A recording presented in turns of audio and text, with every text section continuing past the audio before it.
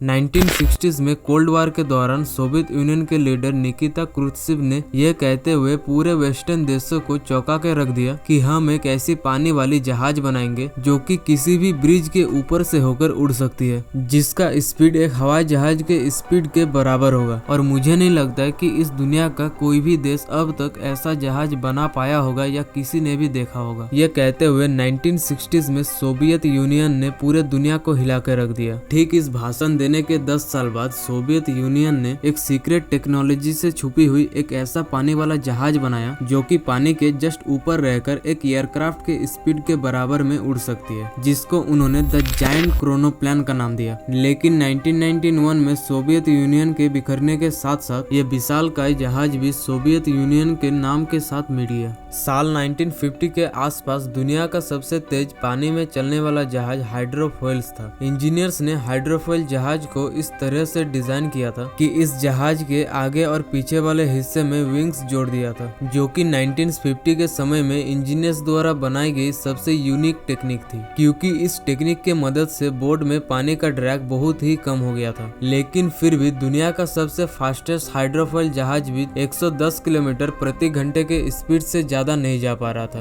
क्योंकि बोट में लगे विंग्स एक लिफ्ट जनरेट कर रहा था, जिसके कारण ज्यादातर टाइम बोट खुद ही अनबैलेंस हो जाता था। और इंजीनियर्स को यह अच्छे से पता था कि यह एक ऐसा प्रॉब्लम है जिसे कभी भी ठीक नहीं किया जा सकता है। लेकिन सोवियत यूनियन का एक रिसर्चर जो कि हाइड्रोफोइल्स का डिजाइनर भी था, जिसका नाम रोस्टिवल एलेक्सिया था, उनके दिमाग में एक अजीब सा आइडिया आया कि क्या होगा अगर हम विंग्स को पानी के अंदर से हटाकर पानी के बाहर कर दे तो। यानी रिसर्चर रोस्टिवल पूरे के पूरे शिप को हाइड्रोडायनेमिक से एरोडायनेमिक बनाना चाहते थे, जो कि जहाज को प्रीवियस जनरेशन हाइड्रोफोइल के डिजाइन के तुलना में अनइमेजिनेबल स्पीड देगा, जो कि एयरक्राफ्ट की स्पीड के बराबर होगा। और सबसे बड़ा एडवांटेज ये है कि ये जमीन के बहुत ही करीब रहकर उड़ सकती है। इंजीनियर्स ने इस चीज को बहुत ही लंबे समय तक नोट किया कि जब प्लेन लैंड करने वाला होता है तो पायलट प्लेन को लैंड करवाने के बजाय जमीन के थोड़ी ही ऊंचाई में रहकर प्लेन को उड़ाती रहती है, मानो पायलट प्लेन को लैंड करवाना ही नहीं चाहता है। इस फिनोमेना को ग्राउंड इफेक्ट कहते हैं। और अब एलेक्सिया इस चीज को जहाजों में भी यूज करना चाहता है, जिससे जहाज पानी के एकदम करीब रहकर भी उड़ सकती है। और इस चीज को प्रूव करने के लिए एलेक्सिया ने बहुत सारी छोटी छोटी जहाजों का प्रोटोटाइप भी बनाया। लेकिन इस कॉन्सेप्ट को पूरा करने के लिए एलेक्सिया को बहुत सारा पैसा और रिसोर्सेस भी चाहिए था, जो कि 1960s में सोवियत यूनियन से मिलने का चांस भी था। अगर एलेक्सिया इस प्लेन को सोवियत यूनियन के आर्मी को ऐसे पेश करे कि इस प्लेन से सोवियत यूनियन अपने आर्मी कैपेबिलिटीज को और भी बढ़ा सकती है, तो एलेक्सिया को इस कॉन्सेप्ट को पूरा करने के लिए पैसा और रिसोर्सेज दोनों मिल जाता। एलेक्सिया ने इस प्लेन का नाम क्रोनोप्लेन रखा, जो कि एयरक्राफ्ट के स्पीड के बराबर उड़ सकती है। और जमीन से इतने करीब उड़ने के कारण दुनिया का कोई भी रडार ऐसे जहाजों को डिटेक्ट भी नहीं कर सकता है। और साथ ही पानी के ऊपर ऊपर उड़ने के कारण सोनार भी इस जहाज को पकड़ नहीं सकता है, क्योंकि सोनार पानी के अंदर रहे चीजों को डिटेक्ट करता है, न कि पानी के बाहर रहे चीजों को। और ये जहाज किसी भी समुद्री जगह में लैंड कर सकता है, और यहाँ तक कि किसी भी आइलैंड के किनारों में भी लैंड कर सकता है, जो कि मिलिट्री में ट्रांसपोर्टर का भी काम कर सकती है। और इस जहाज को बनाने में बहुत ही आसान और सस्ता भी है, जिसके कारण इस प्रोजेक्ट पर टॉप मिलिट्री सीक्रेट्स के साथ साथ सोवियत यूनियन के राष्ट्रपति निकिता क्रुश्चेव का भी नजर पड़ा, जो कि ऐसे ही बड़े बड़े बिग बोल्ड टेक्नोलॉजी प्रोजेक्ट में अपना इंटरेस्ट दिखाने में जाना जाता था, जो कि अमेरिका के पास भी नहीं हो।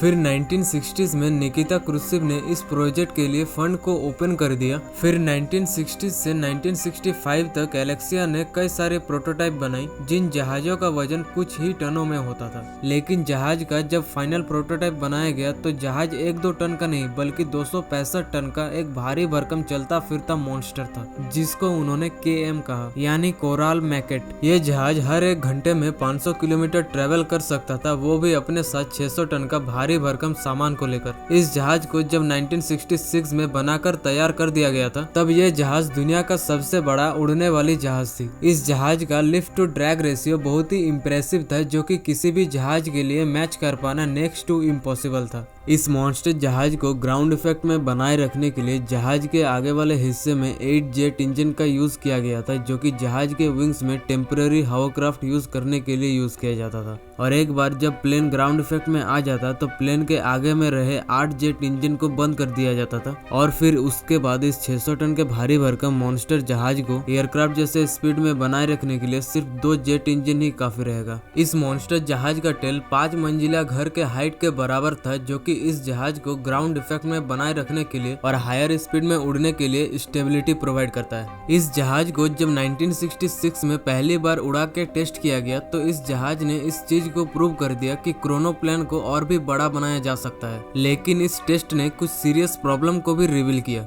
इस जहाज को चलाने के लिए बहुत ही ज्यादा मेंटेनेंस की जरूरत थी, क्योंकि इस जहाज में लगे 10 इंजन को समुद्र के खारे पानी से खराब होने का बहुत ही ज्यादा चांस था। और साथ ही इस जहाज के इतने भारी भरकम वजन होने के कारण इस जहाज को चलाना भी बहुत ही ज्यादा मुश्किल था, क्योंकि किसी भी प्लेन को ग्राउंड इफेक्ट में बनाए रखने के लिए पायलट का बहुत ही ज्यादा एक्सपीरियंस रहना बहुत ही ज्यादा जरूरी होता है। KM जहाज के अपने भारी भरकम वजन के कारण लेफ्ट राइट या किसी भी डायरेक्शन में मोड़ने के लिए बहुत ही ज्यादा समय लगता था। इसलिए अगर KM के रास्ते में कोई भी जहाज या कोई भी ऑब्स्टिकल तैरती हुई दिखती थी तो KM को बहुत ही ज्यादा दूरी से ही इस इंफॉर्मेशन को दे दिया जाता था, जिससे कि KM को अपने डायरेक्शन को चेंज करने के लिए अच्छा खासा समय मिल जाता था। और दूसरी प्रॉब्लम यह थी कि KM को पानी के 5 फुट से ज्यादा ऑपरेट करने के लिए डिजाइन ही नहीं किया गया था। इस जहाज को मेनली उस समय के सोवियत यूनियन के बॉर्डर के सामने रहे छोटे समुद्र में ऑपरेट करने के लिए बनाया गया था, जिसमें लहरों की हाइट बहुत ही कम होती है या फिर ना के बराबर होती है। इसलिए KM महासागर के ऊंची लहरों में ऑपरेट ही नहीं कर सकती है। ठीक ऐसे ही कुछ और भी प्रॉब्लम थी, जिनमें से ज्यादातर प्रॉब्लम को तो इंजीनियर्स के टीम ने सॉल्व कर दिया, लेकिन अभी भी कुछ ऐसी प्रॉब्लम थी जिसको इंजीनियर्स की टीम लाख कोशिशों के बावजूद भी सॉल्व नहीं कर पाया।